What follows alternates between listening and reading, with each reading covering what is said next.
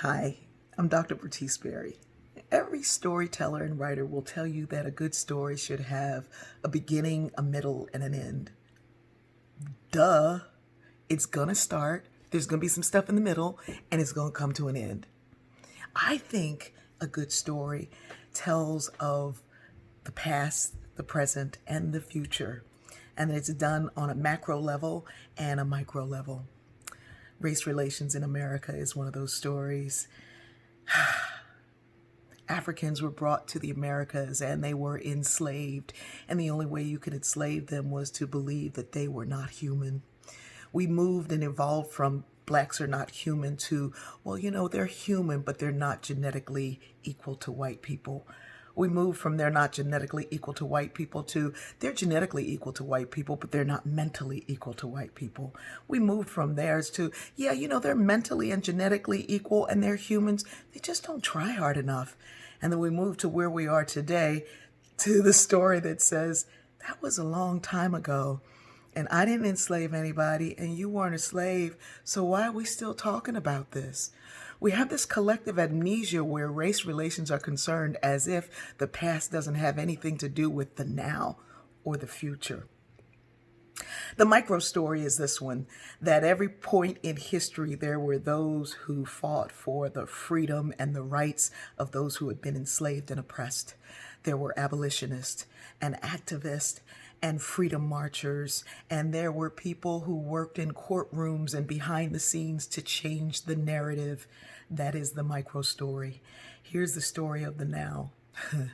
That at one point, the macro story outnumbered the micro story, that there were more people who believed in the inhumanity and the inferiority and the we just don't want to hear about it than there were those who were trying to change things. And I think that ratio is really changing, and it's changing in favor of justice.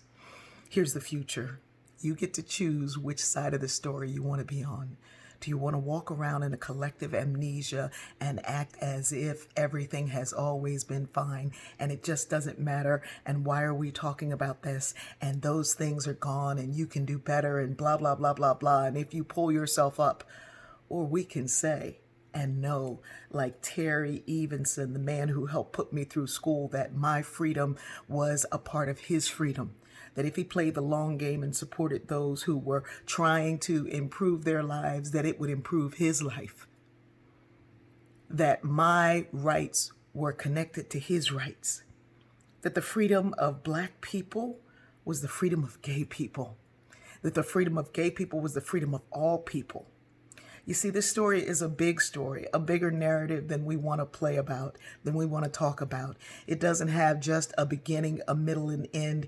It has a macro and a you. And the question for you is, where do you want to be? What do you want your legacy to be? How do you want your grandchildren to see you, to know you, to feel about you? We're writing the story together, babies.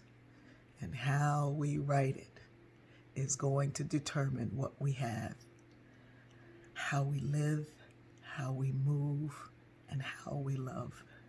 I love you. You're a part of my story, whether you know it or not, and I'm a part of yours.